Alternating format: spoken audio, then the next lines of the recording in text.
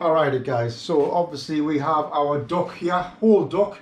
This is what you'll be looking at and using when we're in college. Classic points to be looking for quality wise for a duck. Nice, moist flesh, no major bruising, good amount of fat. Don't forget it is a waterfowl, so we'll need that fat to keep warm whilst in the water. Like I say, no damage or bruising to the duck. Ideally you would like the neck, the heart, livers and the gizzard for products that you could possibly use. Neck we could use for us, we'd use it for our stocks. You could look at using the heart. Keep the hearts if you can get a hold of them fresh. You can barbecue these down if you have a few together, or maybe put them in a duck salad, so like a charred heart going through it. Liver you can use for a liver parfait and the like. And the gizzards, again, braise the gizzards down as a sort of like a classic French dish that you could utilize that. Again, like I say, no blemishes, nice amount of flesh on the legs and the breast itself. Like I say, it's slightly different in shape to a chicken. Obviously the legs, the wings are a little bit on the longer side, so we've got to be aware of that.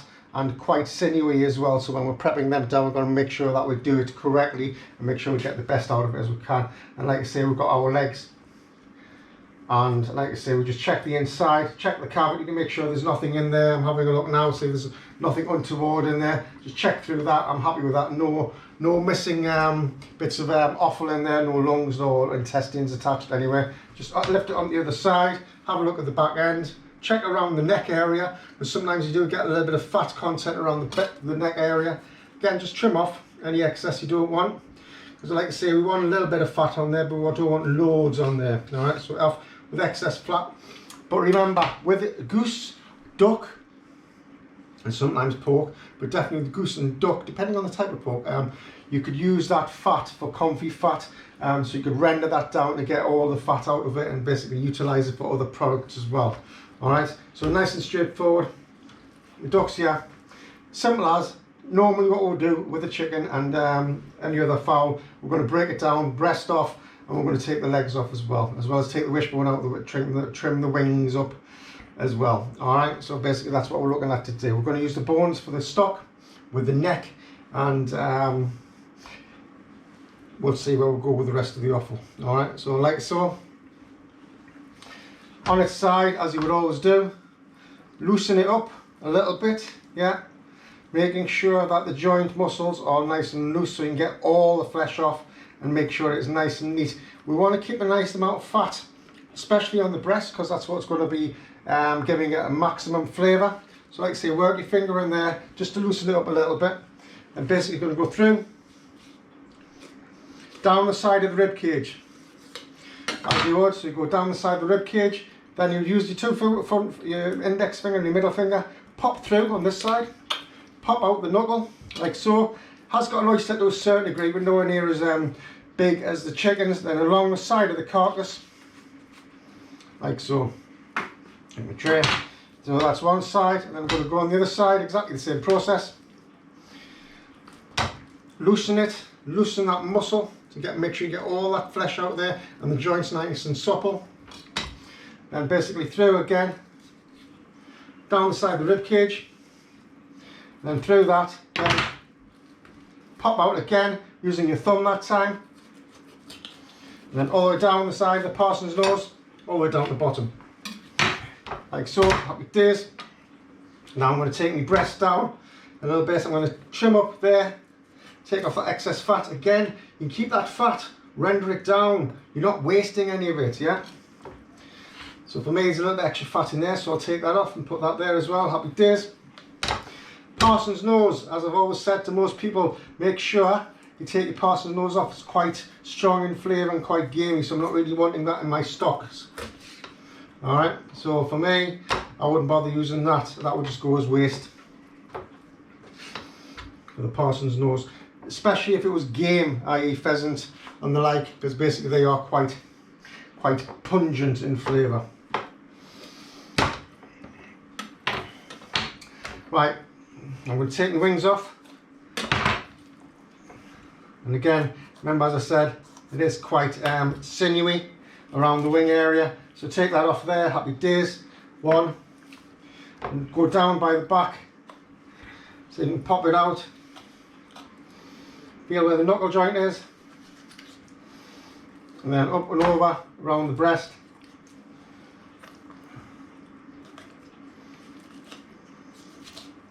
There's the duck wings off. So what you got now classically would be classed as your crown. Okay, so there's your crown, beautiful breasts, 2 breasts either side on the carcass. You could actually brush that with a little oil, salt and pepper, score it and get that in the oven and roast it on the bone. That will be a nice way of cooking your duck whole on the crown. Alright, but obviously we're going to be taking it off and utilising it in a different way. Now I need to find my wishbone,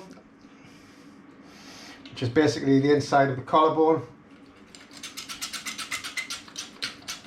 So for me, like I say, scraping all the way down so I can get in there, so not wasting any of it. And feel the bone now. Yeah, and get my finger just under it now. Yeah. So happy days. Then take that down to the bottom knuckle, which is still attached to the rib cage, and then basically work it away nice and evenly. It's a little tougher than the old chicken. There's a bit of duck. So don't be afraid if you think, oh blimey, this is quite tough. It is a bit tougher because obviously it's a duck. It has a little bit more use of its muscles around its breast, because obviously it has a more option to fly, whereas the chicken realistically doesn't really fly at the moment in its life. Go all the way down again. You can hear it going lovely. And I'm just going to check. So still not quite there yet.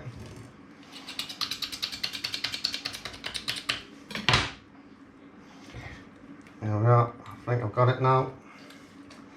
Happy days. Yeah, and basically that's it out. There's the wishbone out. Nice and whole, makes a change. So there's the wishbone, job done. So for me, like I say, just give my hands a quick wash.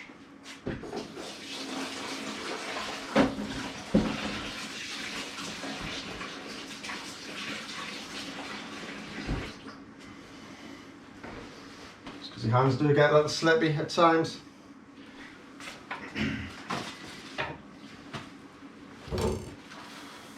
On my knife, you wipe my knife down a little bit. Right, so there's my crown, as I said. Now I'm basically going to go down centre of the breast, all the way down to the bottom. Yeah, all the way down, happy days. Making sure I get all that sinew away from the carcass. Turn it round, makes life easier. Up to the top, fluidly against the breastbone, all the way around the rib cage. Nice and gently, being careful not to damage the breast by hacking away at it. And then like so, off. Breast number 1, beautiful. The same on the other side.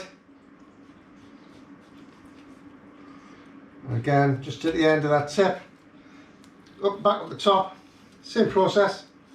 Fluid movement is needed.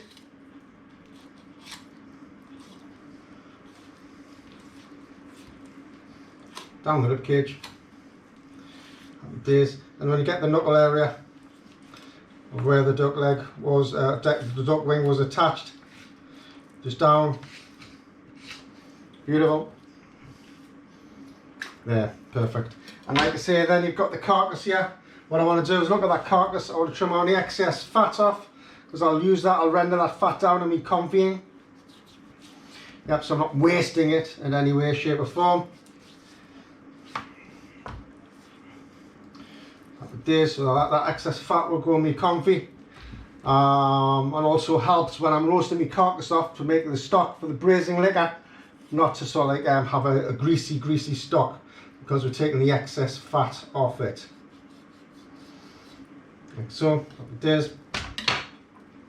So now what I need to do is basically just break this down into a few sections.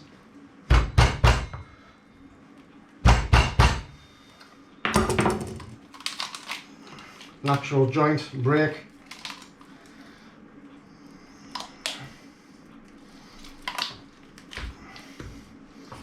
like so.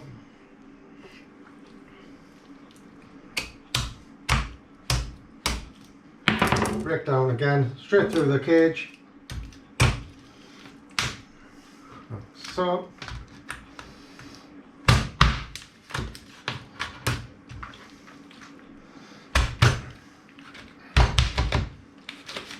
Beautiful.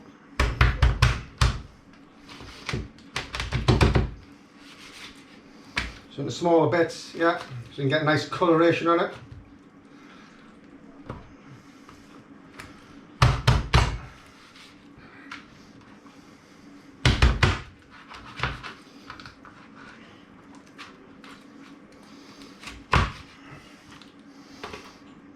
And then, oh lovely jubbly, happy days. That, just a quick wipe your hands.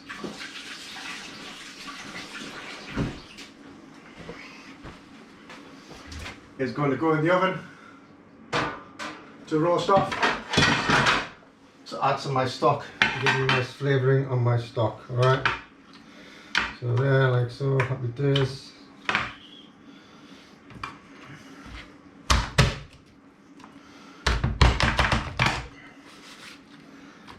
I'm not wasting any of it. And like I say, for me, I'm using my neck in there as well. There's a nice little bit of meat on the neck actually, to be fair.